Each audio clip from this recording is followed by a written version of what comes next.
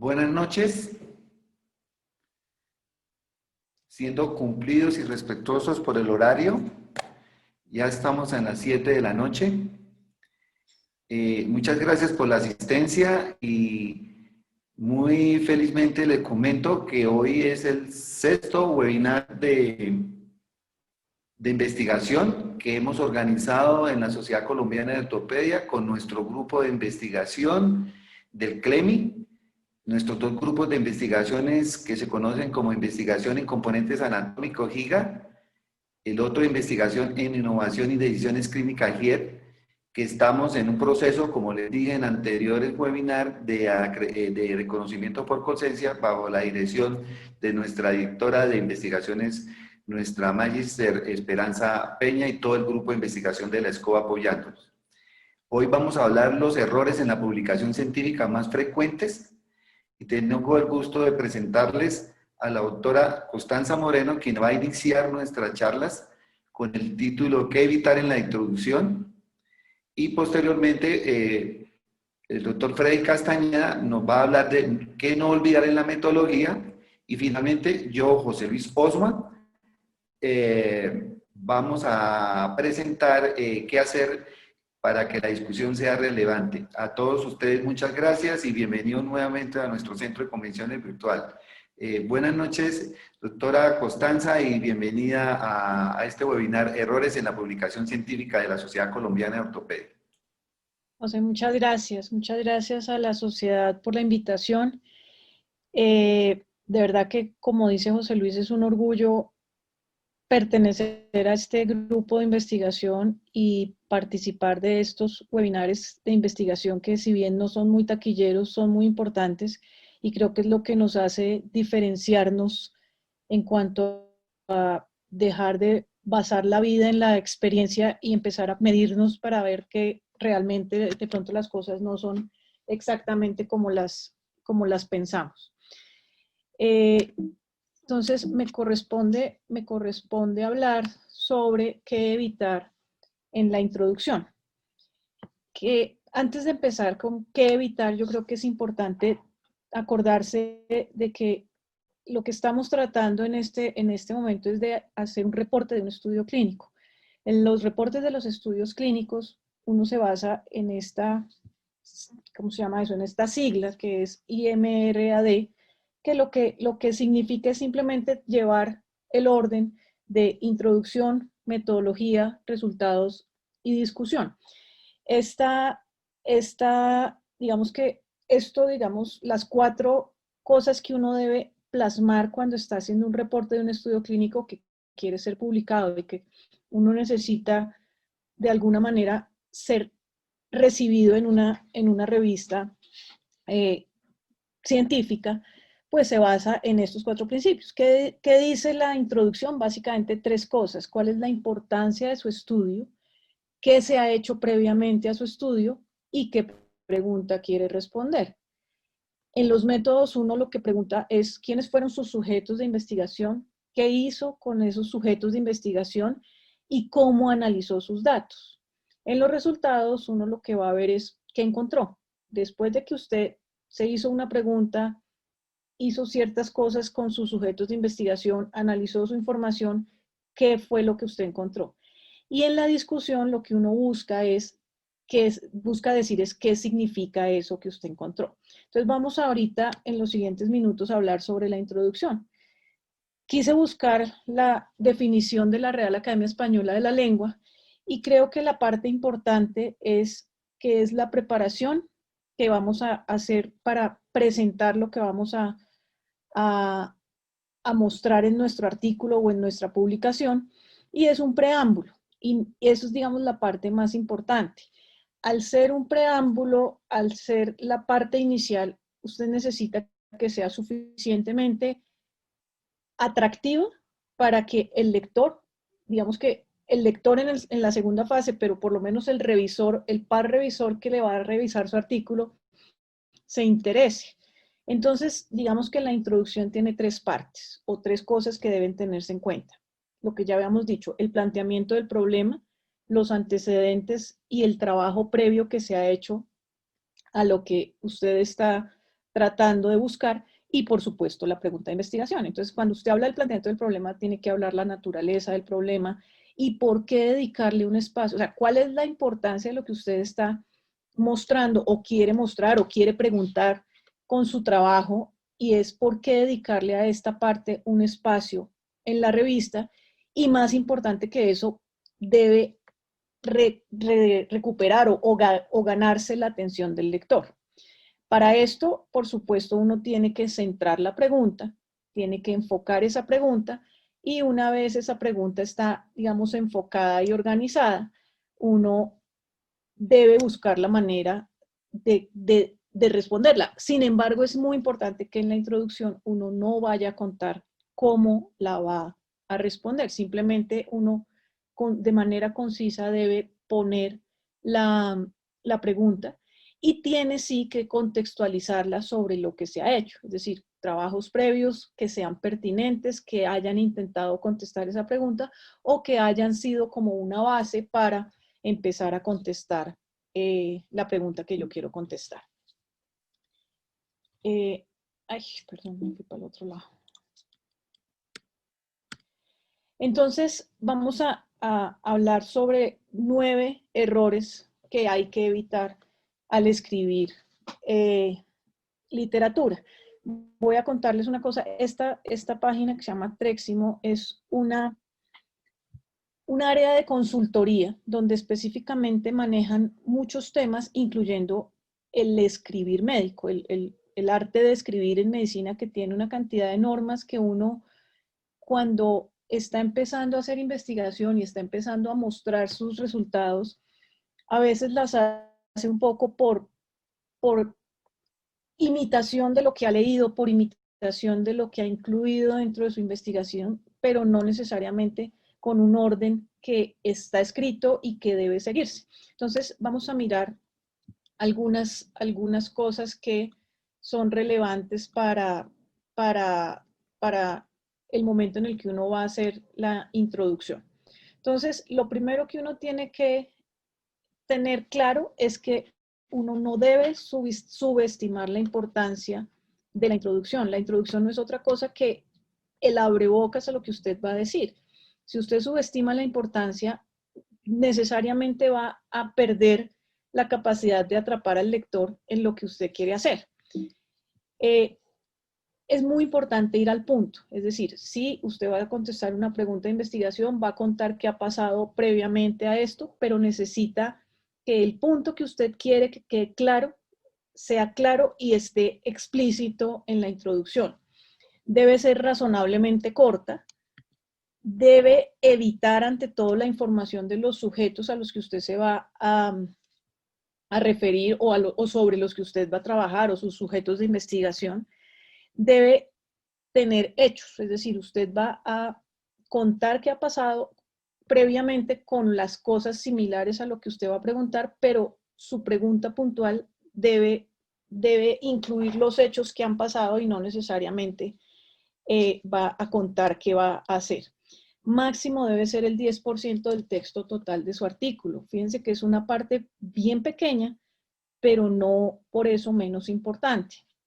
Y una cosa que siempre recomiendan es escribir la introducción después de terminar el cuerpo de su trabajo, es decir, después de haber, o sea, usted arranca su publicación o su trabajo más bien con una pregunta de investigación sobre la cual desarrolla una metodología, sobre esa metodología encuentra unos resultados y sobre esos resultados busca lo que significa ese resultado que usted encontró. Cuando uno ha terminado todo el proceso, puede extraer las cosas que fueron más importantes. Por eso la recomendación es escribir la introducción casi que al final, cuando ya haya terminado de hacer el trabajo en general. Vamos a hablar un poquito de los errores que en el argot actual de las empresas y de el argot corporativo se denominan oportunidades de mejoramiento. No dejan de ser errores, pero es importante, digamos, ver lo positivo cuando uno está escribiendo o cuando uno está aprendiendo a escribir, que es muy importante tener eso presente para no hacerlo, porque si bien la introducción va a describir un poquito lo que usted va a hacer en su trabajo, también es la manera como usted va a vender su resultado a un editor. Entonces, si uno no es capaz de poner, de plasmar lo que quiere decir, probablemente no va a lograr pues que su editor de la revista en la que usted quiere publicar termine interesado en leer su artículo. ¿Cuáles son los errores? Como ya hemos visto, que no esté específico o que sea confuso tanto la pregunta de investigación como las hipótesis o como los objetivos. Esas tres cosas deben estar incluidas en la introducción y deben ser claras. No debe prestarse a confusión. Que no se enfatice la importancia de la información, que no muestre originalidad. Es muy importante cuando uno está publicando o escribiendo una publicación, que esa publicación tenga algo de novedoso, de manera que capture la atención del lector y además que de alguna manera intrigue. Es decir, su pregunta debería ser tan buena, o la pregunta que uno hace debería ser tan buena, que termine diciendo, oiga, sí, esto está interesante, esto está importante, sigamos leyendo el artículo a ver qué es lo que, o qué fue lo que encontraron. Y vamos a hablar esta otra página que, digamos, son como páginas de blog donde las personas que trabajan en revistas y son editores muestran cómo las cosas, digamos, pueden mejorar. No describir el problema, es decir que en la introducción solamente se digan cosas que todos saben. Eso significa que no se pone o que no se explícita la pregunta de investigación, que es un elemento esencial. Es como la escena del problema que usted está investigando y obviamente volvemos a lo que ya he repetido varias veces, es que usted con la introducción, usted va a convencer al lector y a su revisor o a su par revisor de que evalúe su artículo porque alcanza a ser suficientemente importante. Entonces es muy importante describir el problema, describirlo claramente. Cuando la introducción es muy larga, se pierde el sentido de lo que uno está buscando. Debe ser lo más conciso. Uno debe contextualizar esa información que uno quiere mostrar. No se trata de hacer una revisión de la literatura. Siempre durante la elaboración de un protocolo de investigación, uno hace una revisión de la literatura, uno revisa la literatura, uno se pone en contexto, uno entiende, después de que uno se hace la pregunta, uno mira si ya alguna otra persona encontró la respuesta que uno está buscando, revisa la literatura, pero eso es un trabajo que se hace para uno y probablemente para pasarlo a un comité de ética en investigación. Sin embargo, en la introducción uno solamente debe poner lo que verdaderamente es significativo para la pregunta que uno necesita. ¿Cómo quitar cosas de la introducción si uno la está viendo muy larga? Simplemente lo que uno debería, digamos, lo que se recomienda es que uno pueda sacar frases. Hay frases que uno puede sacar sin perder el sentido de lo que quiere decir. Si usted es capaz de sacar una frase y no pierde el sentido de lo que usted quiere contar, esa frase sobra probablemente. Y algunas revistas recomiendan máximo que la introducción tenga 2 párrafos. El siguiente punto es que los párrafos pueden ser largos. Entonces, también se vale escribir cortico, se vale que no tenga uno una descripción muy larga de lo que va a decir. Se pone una información reducida, se presenta lo que se necesita y la recomendación de cada párrafo es entre 100 y 200 palabras, de manera que no canse al lector. La otra es que, aparte del párrafo largo, son las frases largas. Cuando uno, por buscar una redacción más bonita, empieza a adornar su frase, empieza a perder la capacidad de atención de quien está leyendo. Si yo, por ejemplo, voy a decir, que de hecho lo molesto mucho a los residentes cuando en las descripciones quirúrgicas, posteriormente se avanza por la mitad y se lleva a realizar una profundización por entre los tejidos blandos, pues probablemente lo que uno debe decir, se diseca y se llega a X sitio, sin necesidad de darle adornos no importantes. Es decir, uno puede dentro del abordaje quirúrgico exponer, no sé, el pronador cuadrado rechazando el flexor pollicis longus, simplemente con decir la frase. No necesita uno decir posterior a la incisión de la piel, uno realiza una vuelta para tomar con un separador. Eso le pierde un poquito el interés a la frase y hace que esas frases largas terminen haciendo párrafos largos que terminan no necesitando tanta información para decir lo que se necesita. La quinta cosa de la cual hablan es que la primera frase sea aburrida.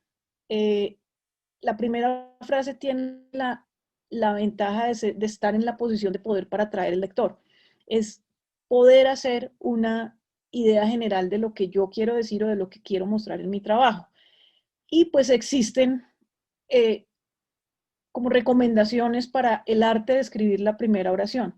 Creo que el arte de escribir la primera oración en su trabajo depende de su pregunta y de lo impactante que sea el trabajo que usted está haciendo. Entonces, esa primera frase aburrida, uno debe evitarla y debe tratar de hacerla lo más atractiva posible. La siguiente es la cadencia, lo que los gringos llaman el flow. Simplemente lo que quiere decir la cadencia es que cada una de las oraciones incluidas en la introducción deben seguir a la anterior sin perder el sentido de lo que se quiere decir. Es decir, no hablar de un tema y pasarse a otro y decir acá, sino simplemente ir concatenando una frase con la otra. Y la última es que se utilicen muchos sinónimos, porque el uso de sinónimos repetidos o de varios sinónimos para decir lo mismo termina perdiendo la anterior, es decir, se pierde un poquito la cadencia de lo que se quiere decir y se pierde ese sentido que uno debe mostrar. Entonces, en resumen, lo que uno busca con la introducción es contextualizar su pregunta de investigación, contextualizar el trabajo que usted hizo, mostrarle al lector que lo que usted hizo valió la pena y de acuerdo a que valga la pena, no es otra cosa que darle publicidad a su artículo. Si usted logra que esa primera frase, que esa primera parte de la introducción sea suficientemente atractiva, seguramente el par revisor se lo va a aceptar o por lo menos va a tener interés en leerlo. Y por otra parte, el lector, cuando su trabajo esté publicado, probablemente el lector va a terminar interesado en, digamos, gastarle tiempo a leer su trabajo. En conclusión, debe incluir el problema, los antecedentes, la pregunta, contextualizar y hacer la publicidad respectiva para atraer al lector a leer su trabajo. Muchas gracias. Muchas gracias, María Constanza. Y dentro de la metodología que tenemos hoy, al final vamos a tener unas preguntas y unas respuestas. Lo pueden hacer a través del icono que está en la plataforma de preguntas y respuestas. A continuación, John Freddy nos va a hablar de los errores que se deben evitar en la parte, al escribir un artículo de la parte de la metodología. Bienvenido, John Freddy. Buenas noches para todos. Muchas gracias al doctor Osma por la invitación. De igual manera, agradecer a todos por estar presentes. Como ya dijo la doctora, este no es un tema muy taquillero, pero realmente es un tema muy importante para las personas que están interesadas en la publicación y en la investigación. Entonces voy a tratar de dar unas recomendaciones de qué no olvidar en la metodología para que la metodología sea interesante y sea un punto fuerte de su artículo. Entonces, básicamente la metodología busca describir el diseño de la investigación y cómo su investigación fue llevada a cabo. Ese es el principal objetivo que usted debe tener cuando se siente a escribir la metodología. Este artículo, este apartado, cuando el lector lo esté haciendo, lo esté leyendo, debe permitir que él haga críticas y se generen nuevas preguntas. Esas críticas pues pueden ser tanto positivas como negativas, pero sin importar que sean negativas, uno siempre debe escribir su metodología de una forma clara, concisa y honesta. Es muy importante. La metodología debe identificar los puntos débiles del trabajo, permitir al lector hacerse una idea de la verosimilitud. Lo que busca esta metodología es darle credibilidad a su trabajo por parte de la persona que lo lee, darse cuenta qué tan difícil fue la realización de su trabajo y cómo lo llevó a cabo. Y algo que, aunque la traducción puede no ser adecuadamente correcta, pero que llama reproducibilidad, que es que la persona que lee el trabajo, si quisiera, pueda realizar las mismas mediciones, el mismo experimento, y los resultados pues obviamente pueden ser similares, pero llegando a las mismas conclusiones. Para dar un contexto histórico, el origen de la metodología en los artículos y en las publicaciones científicas se dio a finales del siglo XIX. Sería entonces Louis Pasteur el que primero introdujo la metodología en sus artículos, y esto lo hizo precisamente para darle credibilidad y para la reproducibilidad de los artículos. Esto porque él decía que si alguien quería poner en duda lo que él había hecho, que si quería cuestionar sus afirmaciones, pues lo único que tenía que hacer era reproducir sus estudios, y para eso introdujo esta parte de la metodología en las publicaciones. La metodología es entonces el apartado más importante del artículo, es el más difícil de redactar realmente, y es el que es evaluado con mayor detalle en el proceso de revisión por los revisores de la revista. Los pares de la revista se van a detener mucho en esta parte, digamos que es el apartado del artículo más vulnerable para el rechazo de su manuscrito, y habitualmente pues digamos que uno lo puede denominar ya sea materiales y métodos, en seres humanos solo materiales y pacientes, materiales y población, o simplemente metodología. El lector debe llevarse como impresión de la metodología, pues que pueda comprender todo el proceso y el esquema lógico de la investigación que usted realizó. Usted debe describir los detalles en forma objetiva y transparente, no decir mentiras, eso es muy importante.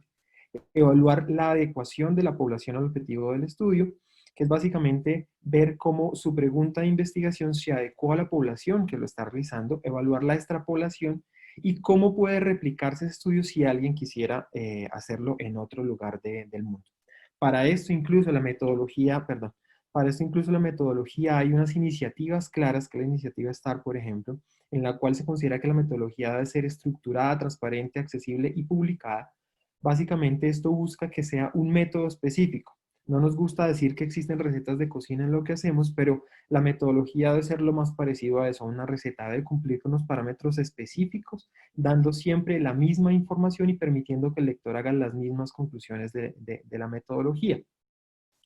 ¿Qué debe tener entonces esta metodología? Debe hacer una descripción suficientemente detallada para permitir que el estudio sea replicado. Ya lo hemos dicho varias veces, pero lo vamos a seguir diciendo porque es el objetivo principal. Cuando usted la redacte, debe pensar en eso. ¿Qué debo escribir yo si otra persona se sentará a hacer lo mismo que hice? Y lo mismo, cuando usted la lee de forma crítica, usted debe decir, si yo quisiera hacer lo mismo que hizo esa persona, ¿puedo hacerlo con lo que dice acá? Entonces, ¿qué debe incluir? Debe incluir el diseño del estudio, la población que estudió, los materiales y procedimientos que utilizó, las mediciones que realizó, el análisis estadístico que hizo y los aspectos éticos relacionados a su investigación. Básicamente, cuando usted se sienta a escribir la metodología, debe pensar qué hizo, cómo lo hizo, en qué pacientes, cómo lo analizó, y eso debe escribirlo en una secuencia lógica y cronológica. Vamos a tratar de entonces ver qué no olvidar desarrollando los errores frecuentes. Esta tabla se ve un poco recargada, pero vamos a irla desarrollando por partes, porque son múltiples los errores que se pueden cometer en la escritura de la metodología. Vamos a verlos entonces los relacionados. Lo primero es no identificar el diseño del estudio o citar un diseño que no corresponde al realmente utilizado.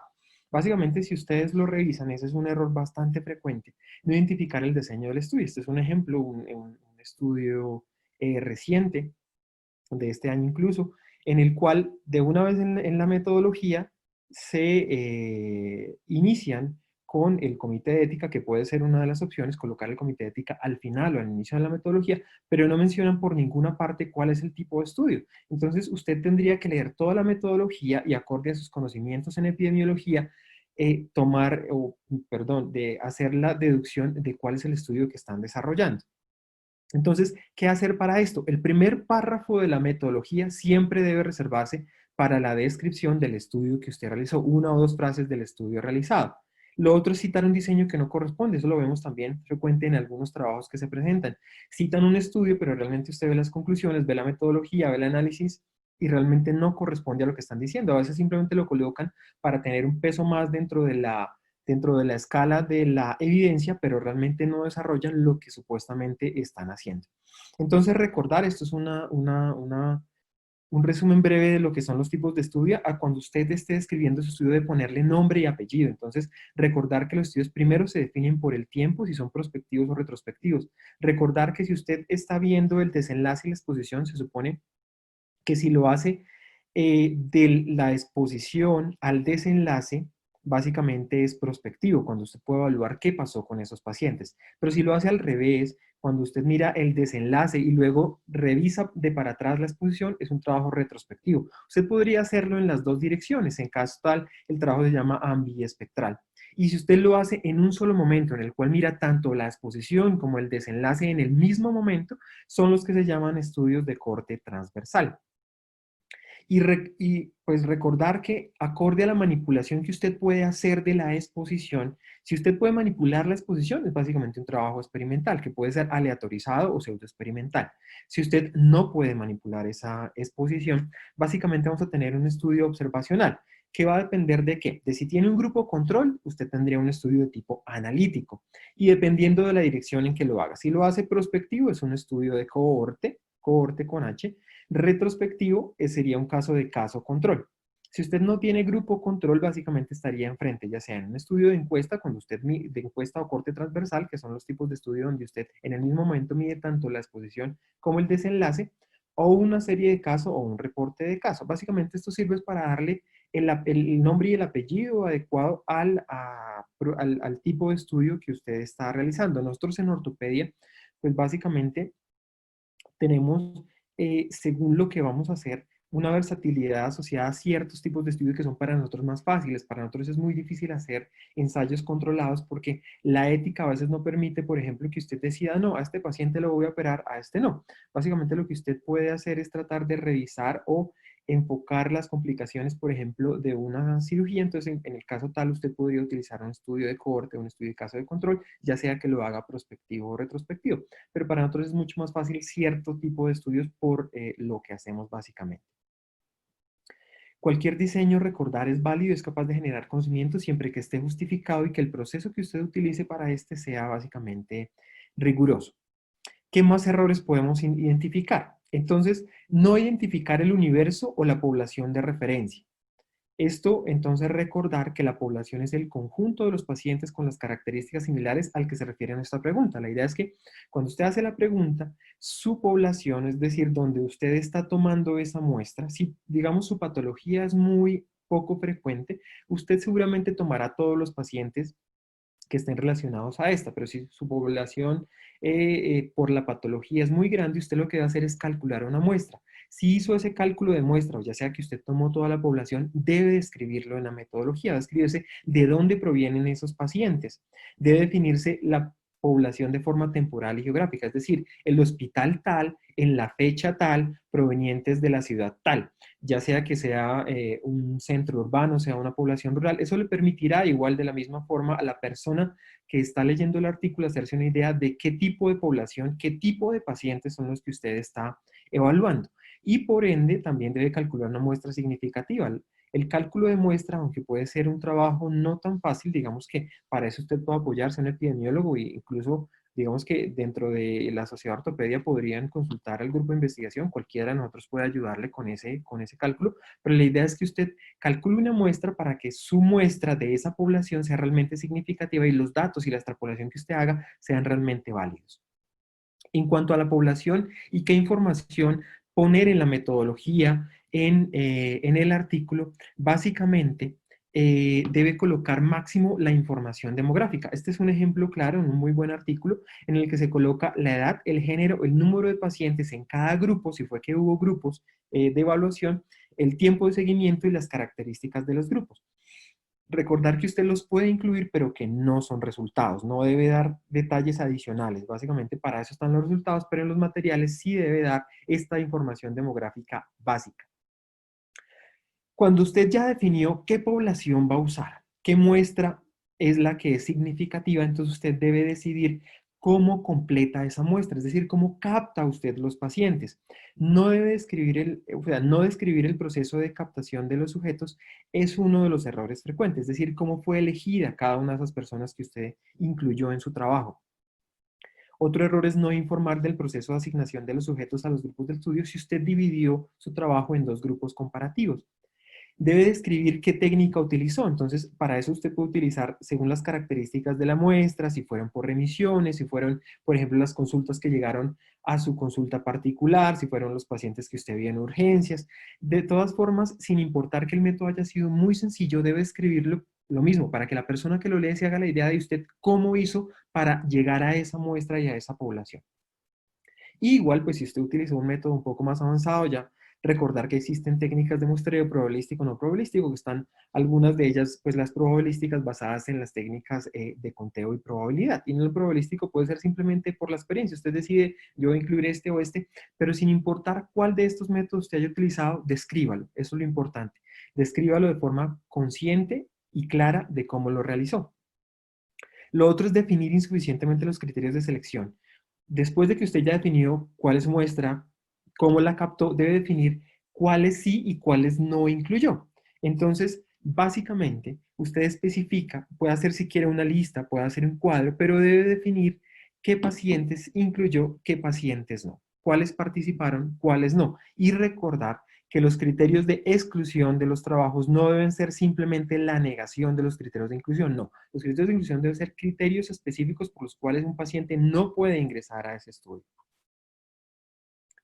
Alguna de las formas que usted podría hacer, y esto se hace ya un poco para trabajos de cohorte o para trabajos de ensayo clínico, es hacer una lista en la cual usted empieza por el número que piensa pueden participar y va desarrollándolo acorde a los pacientes que se van perdiendo, la distribución que hace en cada grupo, cómo los asignó y al final muestra qué tantos pacientes y por qué o por qué se perdieron y cuántos llegaron finalmente para su evaluación final en el análisis del estudio. Si usted, por ejemplo, está hablando de una enfermedad específica, tiene que hacer ciertas definiciones. ¿Cuáles? Por ejemplo, si usted está haciendo un estudio sobre acortamiento cubital, pues usted tiene que decir cómo hizo el diagnóstico de impactación para esos pacientes a los cuales piensa hacer el acortamiento. Si usted está haciendo, por ejemplo, un estudio sobre reparación del manguito rotador, pues tiene que definir cómo hizo el diagnóstico de ruptura. Eso es muy importante. Usted defina cómo llegó a ese diagnóstico. ¿Por qué? Por lo mismo, porque la persona que lo lee debe saber cómo se incluyeron esos pacientes. Entonces usted define claramente la entidad. Por ejemplo, en vez de decir personas, puede decir hombros. O por ejemplo, si está hablando de reparaciones en los dedos, pues puede hablar de tendones en vez de personas. Es muy específico que lo hable porque es diferente decir 2 personas a decir 20 tendones. Y es muy importante por las muestras y por la significancia estadística social. Lo otro, que aunque no está claramente especificado en los que mostramos inicialmente, lo incluyo yo, es no definir los sesgos. Identificar los sesgos no es una debilidad. Básicamente, para el autor le dan un plus de credibilidad. Cuando usted puede identificar los sesgos y decir cómo los controló, si usted tuvo, por ejemplo, errores sistemáticos de la selección, pues eso le da un plus adicional porque se identifica que usted fue capaz de identificar esos errores y describió cómo los controló. Eso le va a servir a otras personas también para decir y para controlar esos mismos sesgos que puedan presentarse en algún momento. Continuando en relación a las variables, entonces usted debe siempre en la metodología definir las variables que va a utilizar. Si usted define variables simplemente porque las recolectó y posteriormente no las utilizó, es un error muy claro. Usted simplemente, digamos que en su trabajo, obviamente en la metodología que utilizó, usted pudo recoger 30 variables, pero si finalmente le sirven 10 para llegar a las conclusiones y los resultados, son esas 10 las que debe incluir, no debe simplemente anotarlos porque sí. Para cada variable, pues el doctor Rosbach ya nos había dado una muy buena charla sobre el manejo de las variables, pero recordar que siempre hay que hacer una operacionalización de las variables. Usted debe definir su variable, definir qué técnicas utilizó para medirlas, cuáles fueron las fuentes de información que utilizó y las estimaciones acerca de la precisión de la variable. Y lo mismo, debe usted describir cuándo fue la medición, si la medición se realizó una o dos veces y qué actividad realizó cuando hizo la medición de cada una de las variables. Usted debe explicar detalladamente las variables, pues básicamente que utiliza. Si usted explica variables que no son esenciales para el estudio, de igual forma está cometiendo un error. Siempre debe escoger los parámetros adecuados. Digamos que no reconocer un parámetro adecuado es el segundo error más frecuente. Porque, por ejemplo, usted si está tratando de medir patologías de la mediocarpiana, no será muy importante que usted hable de la pronosupinación, pero sí que hable de la flexoextensión. Si usted hace una reparación nerviosa, por ejemplo, no importan los arcos de movilidad articular, pero sí va a importar la sensibilidad. Entonces, el parámetro que usted defina para medir esa variable debe ser el correcto y el adecuadamente indicado para cada medición. Si no, su variable finalmente no tendrá la validez adecuada para cada caso. Esta información que usted presente en relación a las variables debe ser adecuada. Digamos que la información irrelevante lo que hace es confundir y nublar al lector y llevarlo a no entender finalmente qué fue lo que usted midió y qué fue lo que hizo. No debe hacer descripciones largas de los métodos usuales. ¿Por qué? A veces cuando las personas adquieren la información básica sobre la metodología, pueden creer que la persona que lo lee necesita esa misma información, pero su artículo no es un estudio de epidemiología. Entonces, básicamente, describir lo que usted está haciendo, pero no detalladamente, porque básicamente no está usted tratando de enseñar metodología en su artículo. Y una recomendación muy importante es que si usted no puede definir un parámetro, mejor no lo use, porque si no va a entrar en este tipo de errores que llevan más a confusión que a otra cosa. Es muy importante que describa todas las pruebas estadísticas utilizadas. Acorde a la variable, lo mismo, en la charla del doctor vimos qué tipo de mediciones usted puede hacer. La definición de la variable le dirá a usted si puede hacer pruebas paramétricas, pruebas no paramétricas. Eso lo definirá acorde a sus variables, pero describa cuál utilizó y dónde la utilizó. Esta es ya la última sección que se utiliza la metodología. Usted debe describir la estrategia de análisis y las técnicas estadísticas empleadas. Si usted utiliza varias pruebas en su estudio, definir en qué parte se utiliza cada una.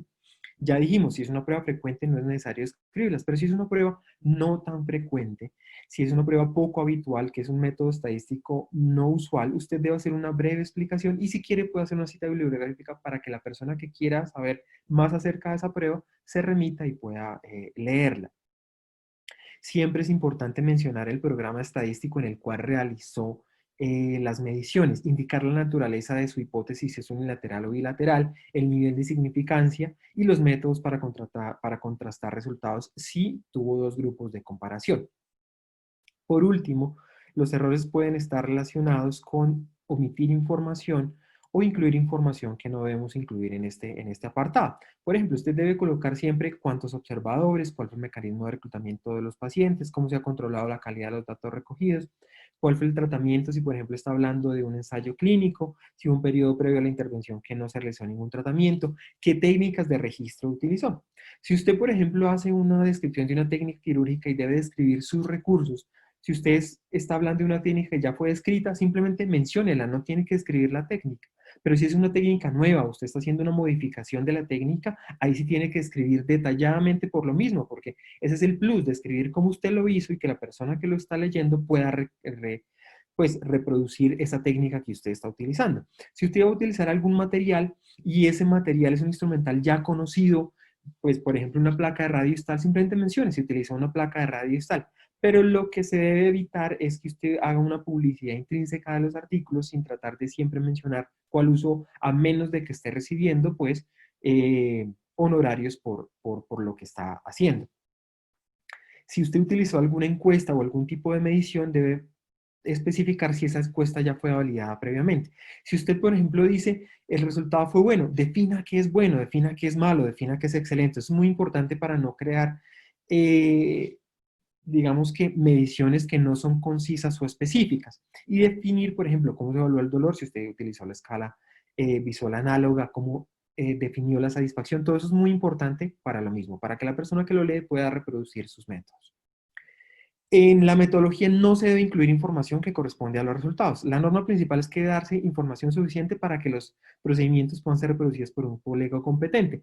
Máximo lo que usted incluye en la metodología es la información demográfica, pero nada de los resultados. No debe superponerse a este apartado.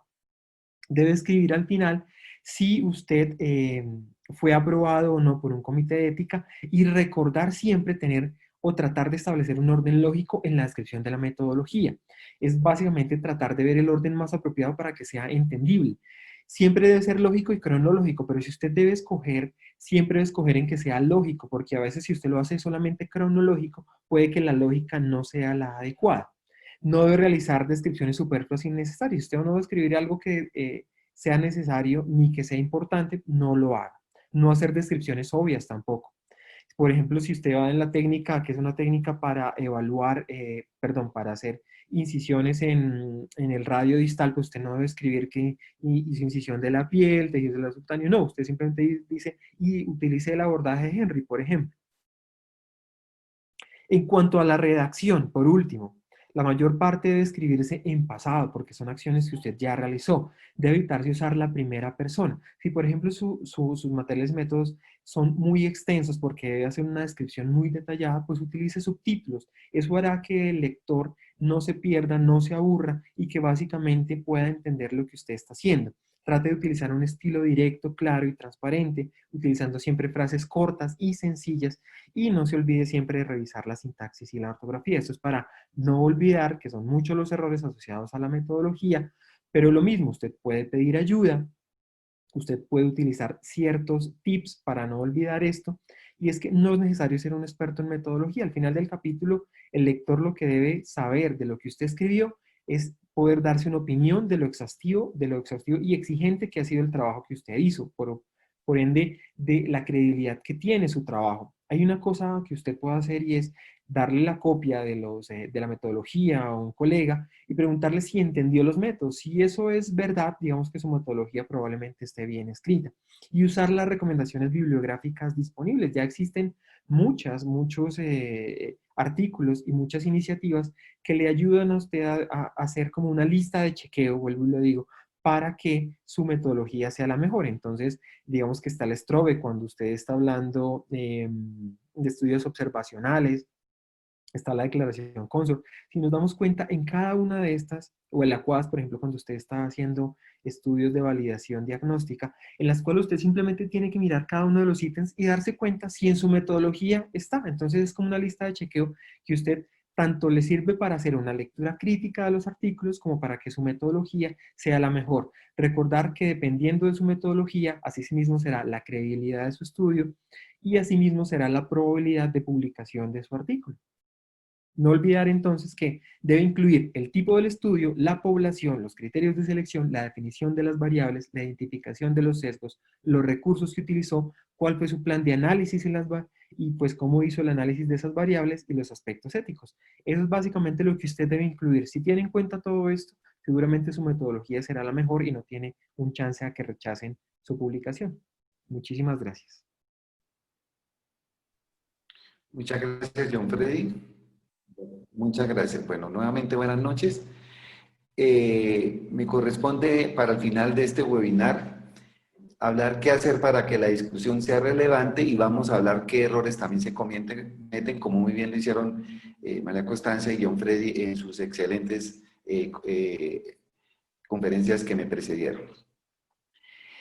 Pero uno también podría decir cómo construir la discusión de los resultados de una investigación. Uno de los títulos puede mirar con los errores o cómo lo quiere invocar, pero también este es un título que vale y que es lo que también puede, aparte de buscar los errores, mirar cómo lo construimos, como también en las anteriores conferencias lo explicaron.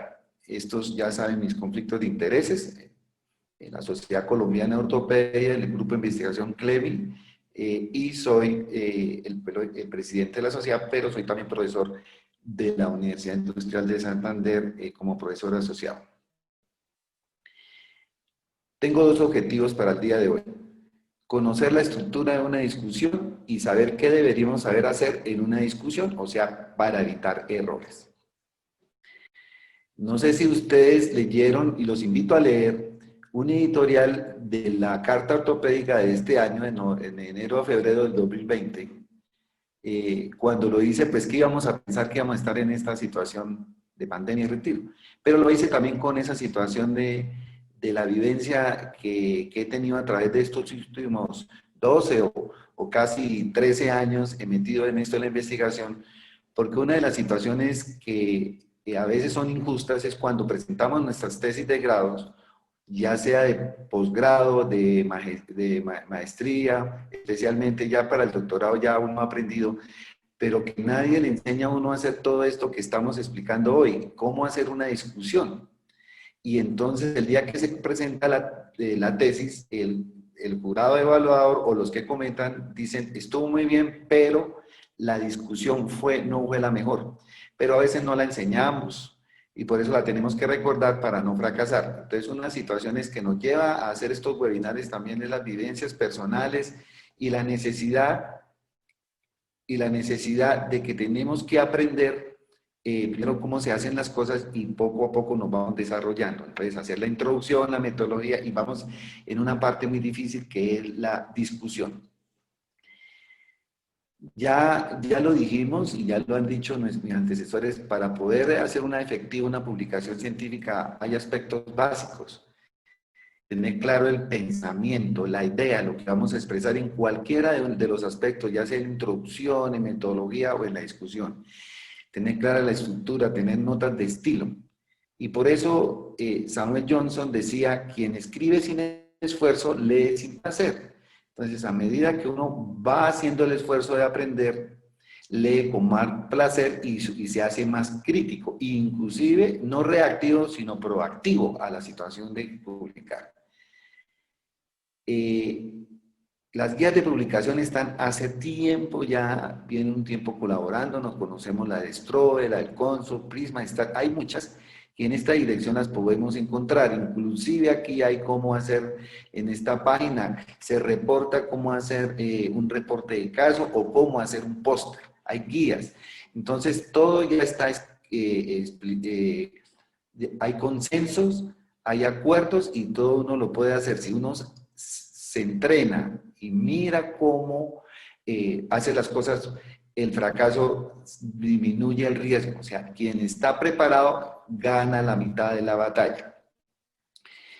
Entonces, en esta parte de escribir, antes de entrar en el tema específico de la exclusión, hay que eliminar la niebla.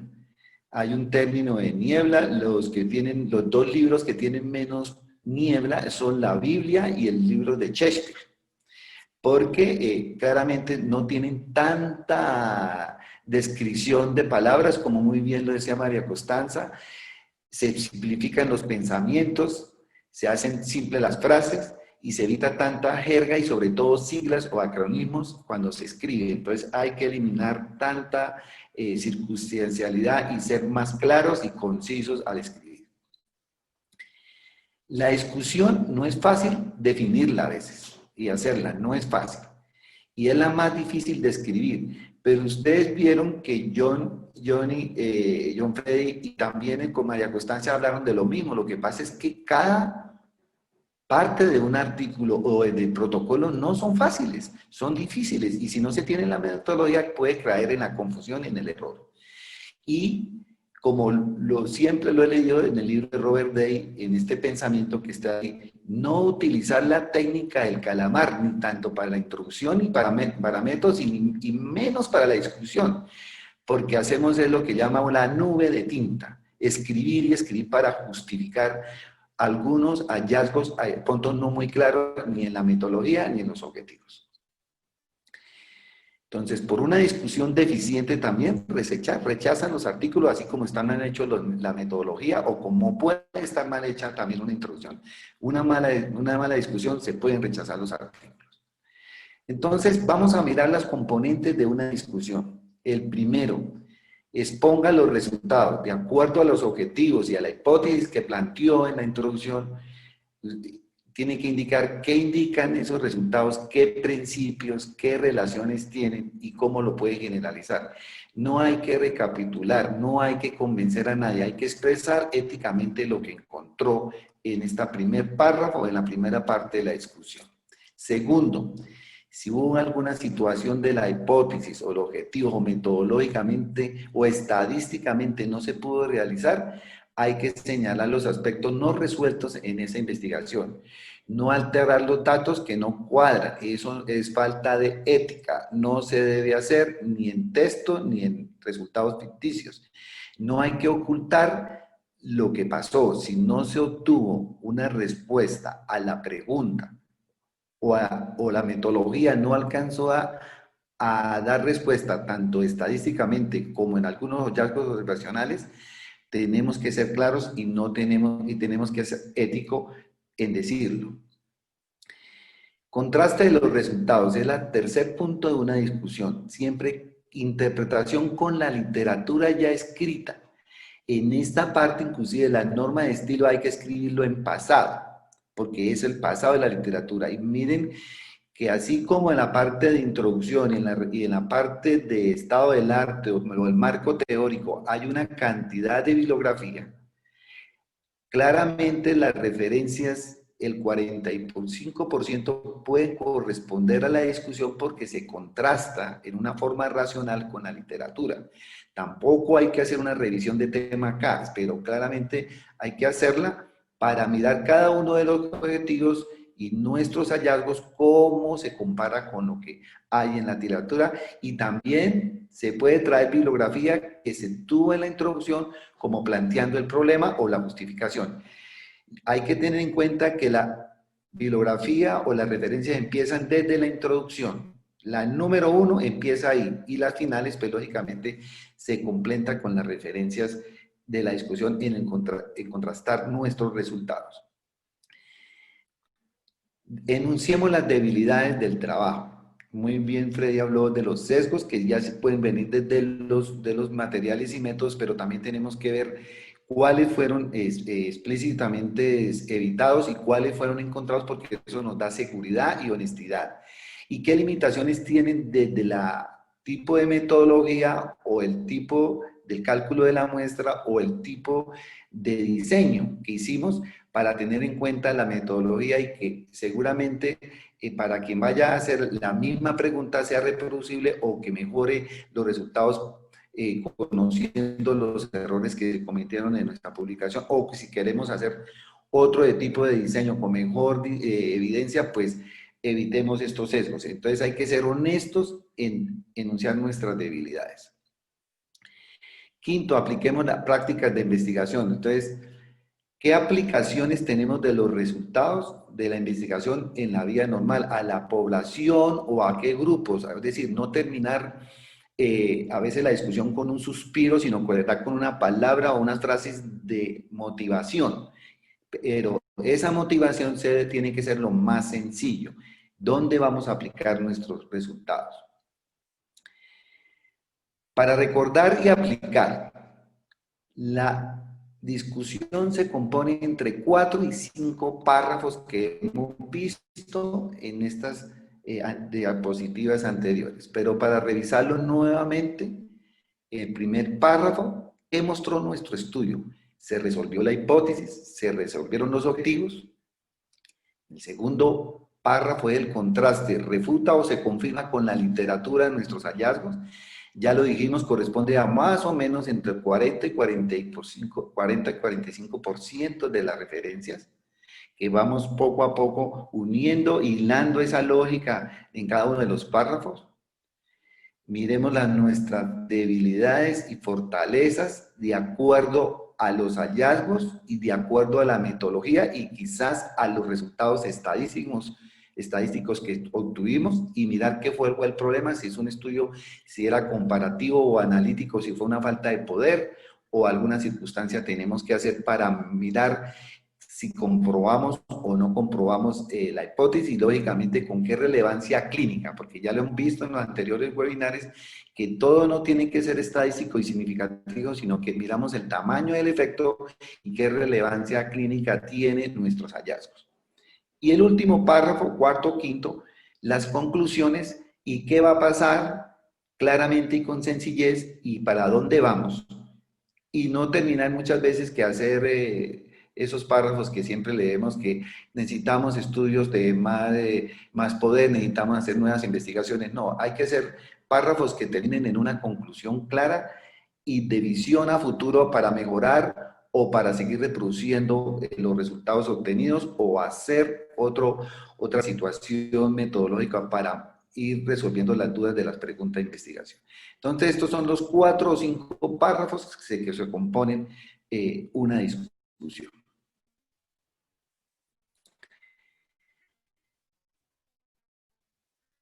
El impacto en el pensamiento en la práctica actual es una situación que tenemos que tener claro. En algunas tesis de grado son de 3 páginas. En un artículo debe corresponder entre el 20 al 30% de todo el contenido del artículo. Y claramente en la discusión tenemos que recordar este otro pensamiento.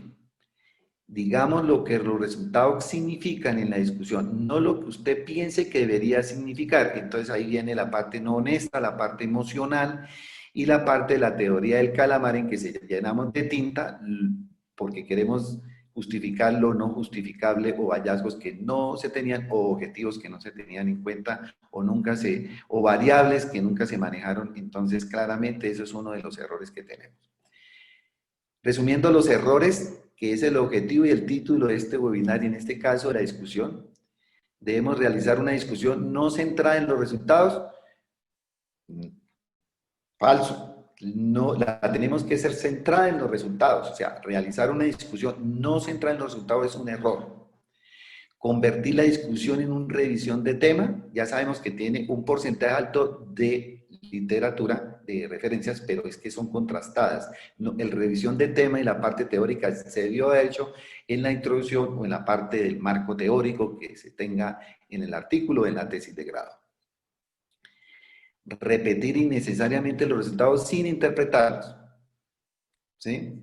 Lo repetimos, a veces lo hacemos mal en la metodología, no los expresamos bien en la parte de resultados que corresponde y en la discusión lo que hace es repetirlos y no contrastarlos.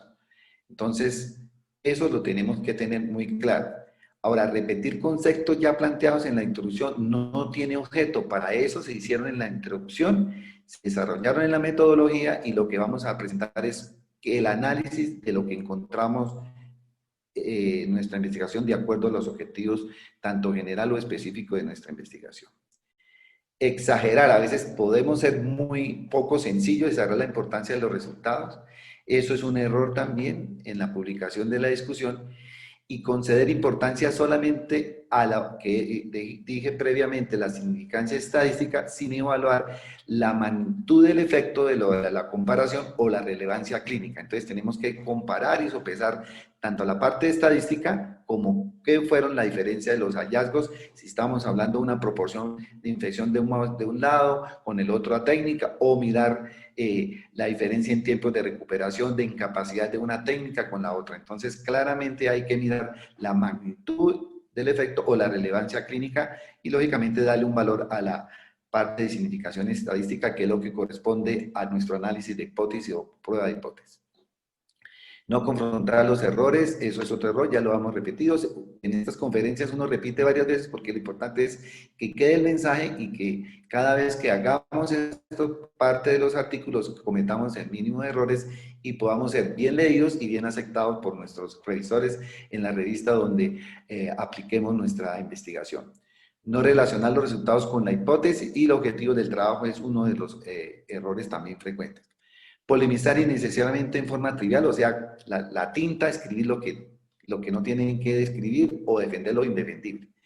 Escribir una discusión demasiado extensa, eso es lo que hablábamos al comienzo, demasiada tinta y demasiada discusión sin tener una cosa clara cómo definirla. No hacer recomendaciones sobre futuras líneas de investigación, eso es un error, porque tenemos que mirar qué es lo que tenemos, qué viene al futuro, qué podemos hacer con el resultado o cómo los podemos mejorar o cómo los podemos reproducir. y acaba la discusión con un resumen, ese es otro error, ¿sí? Terminemos y damos concreto, lo más sencillo y no aburramos, así como al lector, como decíamos en la introducción con María Constanza, lo mismo lo hacemos en la método de ser concretos y lo mismo ese error se comete en la discusión. Finalmente, esta cantidad de preguntas en un orden de lo que hemos hablado de los párrafos, qué encontramos, qué se sabe, cómo encaja esto, qué fortalezas y limitaciones tenemos, son importantes nuestros hallazgos y a dónde vamos. Casi que esta diapositiva resume las preguntas que hemos ido resolviendo y los errores que debemos evitar para hacer una buena discusión. Entonces, ¿cómo publicar? Casi es el mensaje de todos los que hemos participado hoy. Escribamos en forma agradable, comprensible y económica. Evitar la niebla, evitar la jerga también, ¿sí? Todo se hace fácil si sabemos cómo hacerlo y ese es uno de los grandes objetivos de estos webinars de investigación de las cosas, para que todos nuestros miembros poco a poco se animen y los que ya tienen experiencia pues también mejoren y nosotros los que estamos en un proceso todavía de enseñanza y queremos mejorar, seguimos leyendo y quizás lo vamos a hacer cada vez mejor, pero hay que entrenarnos y saber cómo se hacen cada uno de los aspectos y los componentes de un artículo de investigación, que es la forma de explicitar cómo medimos o cómo estamos, nuestra experiencia que se captó o se proyectó en un protocolo de investigación. Para recordar nuevamente que lean el editorial de la Carta Ortopédica y que finaliza lógicamente esta conferencia con los 4 párrafos que hemos hablado, en lo que debe contener una discusión, los principales hallazgos, compararlo con lo encontrado con la literatura, nuestras fortalezas y limitaciones y qué implicaciones para la práctica clínica o futuras investigaciones tienen nuestros hallazgos. Y lo más importante es ser económico y ser concreto en la redacción de la discusión. Lecturas recomendadas, hay muchas, hay muy bien, ya hablamos de nuestras guías como el STROE, pero mire, esta es una serie de artículos hechos por el editor de Journal de Clinical Epidemiology. Esta es sexta parte, corresponde a la discusión, son 12 apartados, yo les invito a que consigan los 12 porque aunque son cartas al editor, son resúmenes muy cortos pero muy prácticos para tener en cuenta el ABC de cada una de las partes de que componen un protocolo de investigación y un artículo. No olvidemos nuestras guías, que ya forma parte también de cómo encontrar la solución a nuestras dudas, en este caso de la discusión. Estas son las lecturas recomendadas y muchas que hay dentro de la carta ortopédica que yo quise hacer, y como básicamente quiero terminar esta conferencia es que te queremos enseñar, en este caso la discusión, también la introducción que hizo María Constanza y John Freddy es para recordar y para no fracasar. Esto es unas palabras que yo lo puse el título para la discusión, pero cabe para cualquier parte de los componentes de un artículo y de los componentes de un protocolo de investigación. Si lo sabemos hacer, seguramente nos va a ir mejor y cada vez vamos a ser más expertos en la publicación. A todos ustedes, muchas gracias y vamos a esperar y vamos a responder las preguntas de investigación que tengan hoy en este webinar y nuevamente un saludo muy especial de nuestra sociedad, del Grupo de Investigación de CLEMI y gracias por apoyar el Centro de Conversaciones Virtual de las COD. A ver qué preguntas hay.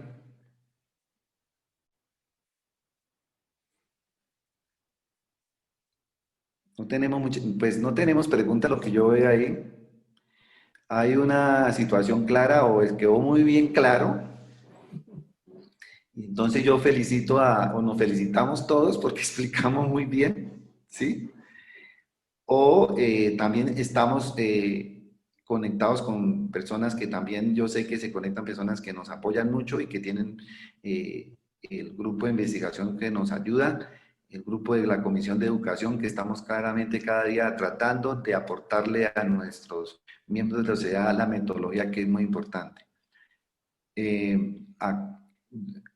Gracias por el saludo, dice muchas gracias, estuvo muy claro.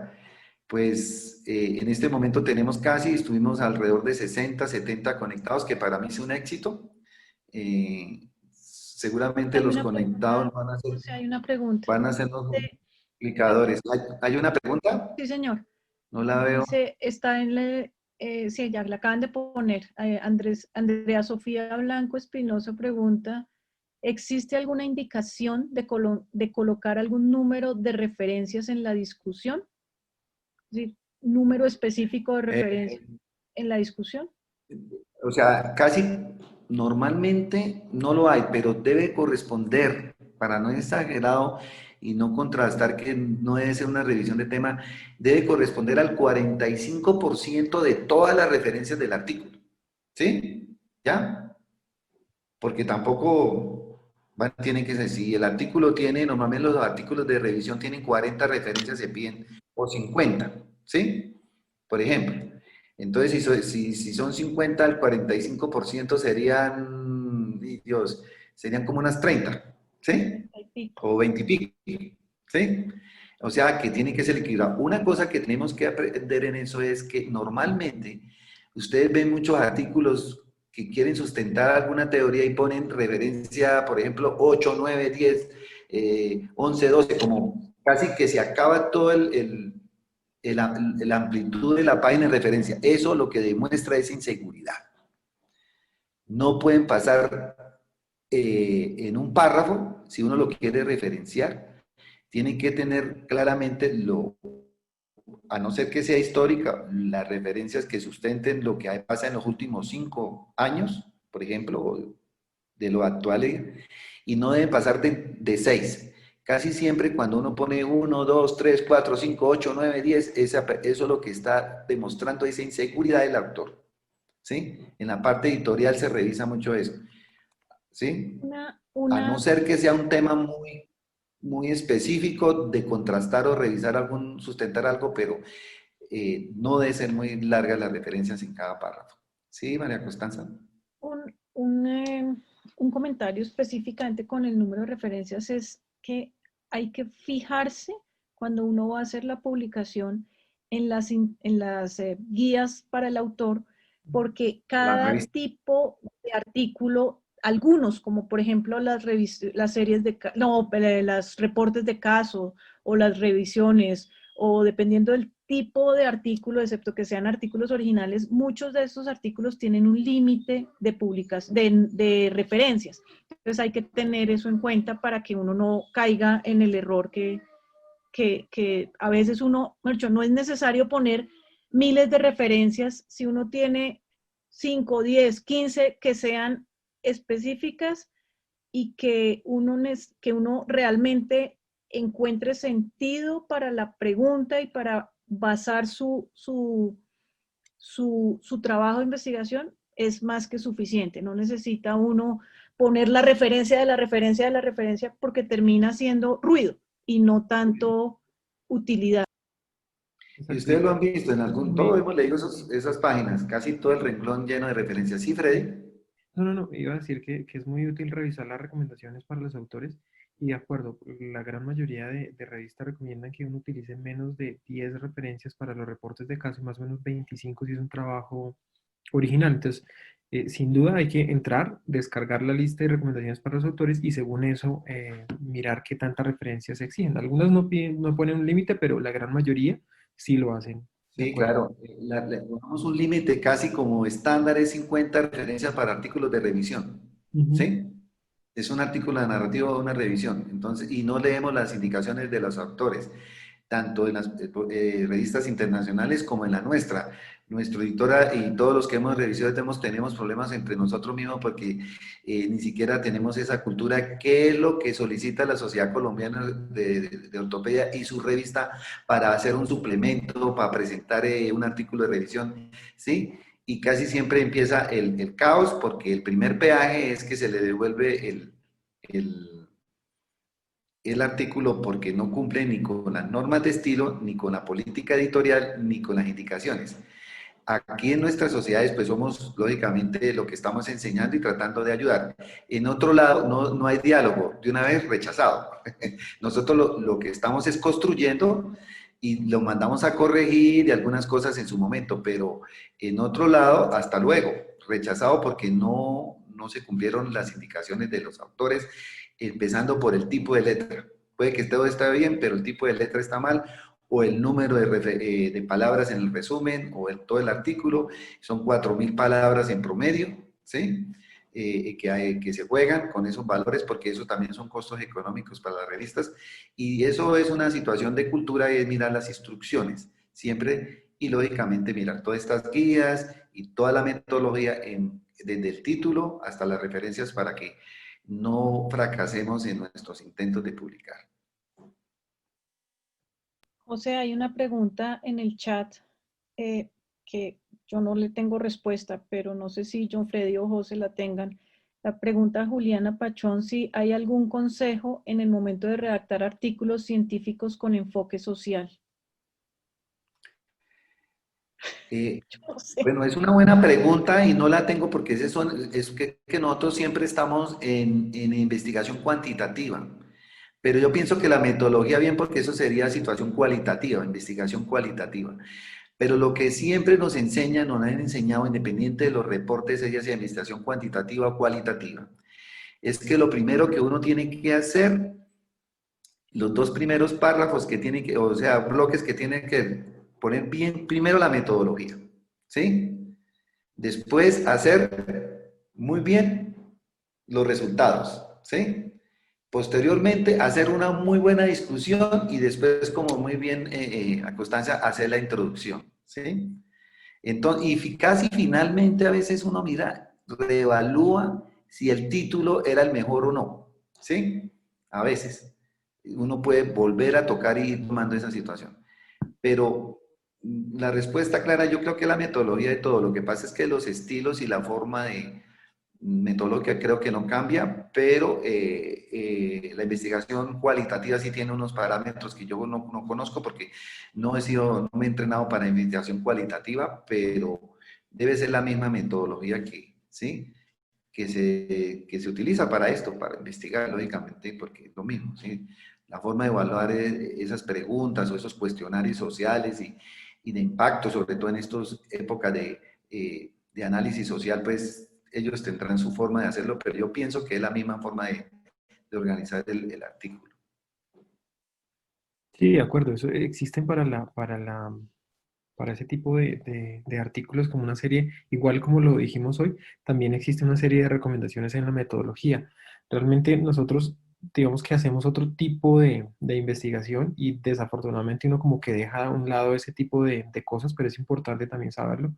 Nosotros tenemos un déficit de pronto en ese tipo de investigación, pero ellos también hacen una serie de recomendaciones que realmente están muy claros. Yo algunas leí unos de una enfermera que lo hace muy claro, pero realmente no, el conocimiento es poco acerca de eso para dar unas recomendaciones específicas, pero sí podríamos de pronto en algún momento plantear otro webinar sobre, sobre eso Sí, que nos sea útil para todos. invitaríamos a colegas o algún experto que no lo tengamos de cómo se hace investigación cualitativa, porque cabe Sí, totalmente de en la acuerdo. parte de la ciencia, en las ciudades científicas debemos tener tanto la investigación cuantitativa como la cualitativa, ¿sí? Eso es válido y gracias por la pregunta porque nos puede generar un nuevo webinar de la investigación cualitativa en ortopedia. Y Por supuesto. seguramente que la hay. No somos los expertos, pero sí puede existir con los grupos que tienen esa experiencia en psicología, en la parte de trabajo social, ¿sí? La parte de encuestas, inclusive entra ahí en esa parte de evaluación cualitativa. Sí, el cuidado de los Bueno, pacientes, por ejemplo, eso también entraría en ese tipo de cosas. hemos sido muy juiciosos con el tiempo. Llevamos lo que habíamos calculado, más o menos a las 8:15 de estar terminando. Muchas gracias por las palabras de apoyo que veo en el chat y seguiremos dispuestos como sociedad científica que somos a darle una parte importante a esto de la investigación y la publicación porque eso es lo que hace diferente a una sociedad, ¿sí? Como decía Constanza, tenemos mucha experiencia, tenemos grandes cirujanos, grandes y también investigadores, pero tenemos que investigar y publicar para que nos lean. Y el momento de empezarlas a leer, nos van a reconocer aún más y vamos a seguir manteniendo nuestro liderazgo. A todos, bueno, muchas gracias Creo y que nuevamente gracias por el apoyo a toda la Sociedad Colombiana de Ortopedia y a ustedes que son la razón de ser de nuestra gestión. Buenas noches y hasta Muchas pronto al gracias, próximo buenas noches. webinar. Gracias a todos por asistir. Muchas gracias, María Constanza, gracias, John Freddy, felicitaciones, gracias. excelente conferencia las que realizaron ustedes. Muy amables, Gracias. feliz día. Adiós, buenas noches.